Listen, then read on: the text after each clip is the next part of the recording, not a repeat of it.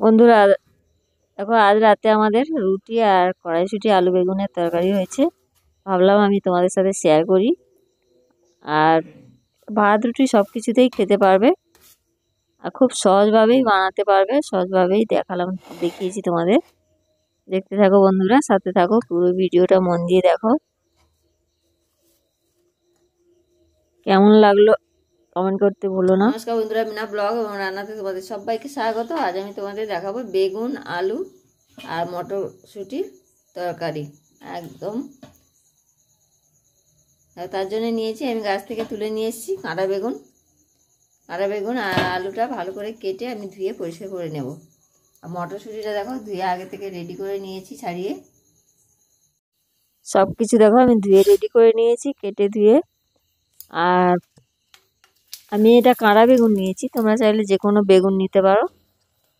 দেখো কড়াইতে তেল বসিয়েছি, তেল গরম হয়ে গেছে। তেলের মধ্যে দিয়ে দিয়েছি তেজপাতা, শুকনো লঙ্কা ফোড়ন আর জিরে ফোড়ন, সাদা জিরে। দিয়ে দেবো এর মধ্যে আলু, কেটে রাখা আলুগুলো দিয়ে ভালো করে নেড়ে আলুগুলো ভেজে নেব। একদম নিরামিষ বন্ধুরা। আর দেখো কারেন্ট চলে গেছে, টর্চ জেলে রান্না করছি। আদা দিয়ে দিলাম আমি 1 চামচ। আলুর সাথে ভাজতে ভাজতে আদাটাও ভাজা হয়ে যাবে, আদার কাঁচা গন্ধও চলে যাবে। তারপর কারেন্ট আবার চলে এসছে। দিয়ে দিলাম পরিমাণ মতো লবণ, দিয়ে দিলাম হলুদ। ভালো করে নাড়বো আগে, আলুটা নাড়তে নাড়তে দেখো কষাতে ভাজতে ভাজতেই আলুটা একদম সেদ্ধ হয়ে যাবে। আর এই আলু ভাজতে ভাজতেই আমি এর মধ্যেই সব কিছু দিয়ে দেবো, মশলা সবজি। দেখতে থাকো বন্ধুরা, সাথে থাকো। দেখো আলু কিছুটা ভাজা হতেই দিয়ে দিলাম কড়াইশুঁটি আর বেগুন। ভিডিও ভালো লাগলে লাইক কমেন্ট শেয়ার করতে ভুলো না বন্ধুরা। আর চ্যানেলে নতুন হলে সাবস্ক্রাইব করতে ভুলো না।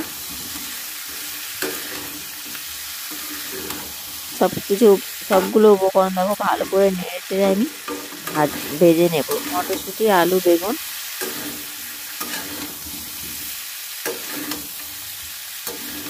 ঢাকা দিয়ে দিয়ে আমি এটা 5 মিনিট মতো ভেজে নেব। ভাজা হতেই দেখো দিলাম কেটে রাখা একটা টমেটো নিয়েছি, কেটে রাখা টমেটো দিয়ে দিলাম। দিয়ে দিলাম লঙ্কার গুঁড়ি, তোমরা যে যেমন ঝাল খাবে দেবে। দিয়ে দিলাম জিরের গুঁড়ো, দিয়ে দেবো আমি সবজি মশলা দিয়ে ভালো করে নাড়বো আমি। নেড়ে নেড়ে মশলাও ভাজা হবে আর সবজিগুলোও ভালোভাবে ভাজা হয়ে যাবে। একদম কিভাবে ভাজবো তোমাদের দেখাবো। ঢাকা দিয়ে দিয়ে আমি ভাজবো।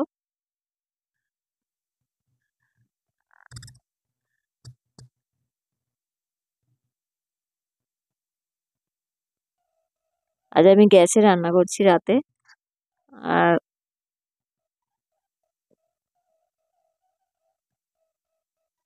খুব কম তেল মশলাতে বানিয়ে নিতে পারবে দারুণ এই সবজি।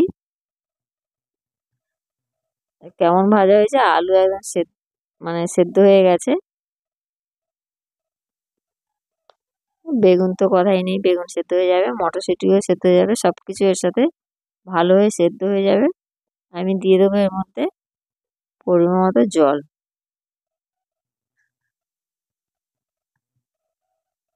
কেমন সেদ্ধ হয়ে গেছে আলু।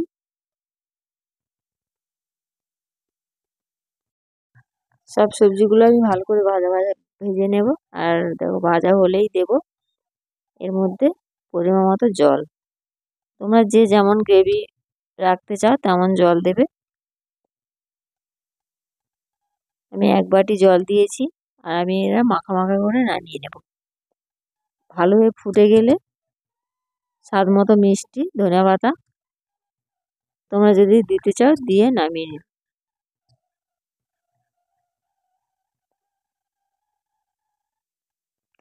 আমি এটা জল দিয়েছি, আবারও ঢাকা দেবো, ভালো হয়ে সেদ্ধ হয়ে যাবে।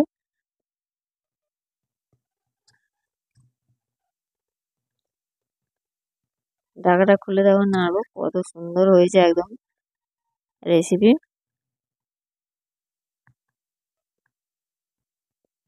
খুব সহজ রেসিপি, সহজভাবেই তোমাদের দেখালাম, একদম ঘরোয়া পদ্ধতিতে। তরকারি একদম রেডি, বেগুন আলু কড়াইশুঁটির তরকারি, আর খুব সহজ রেসিপি। তরকারি আমার একদম রেডি হয়ে গেছে, আমি নামিয়ে নেব।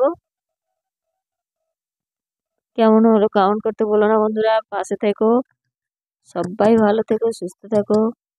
ভিডিও শেষ করছি।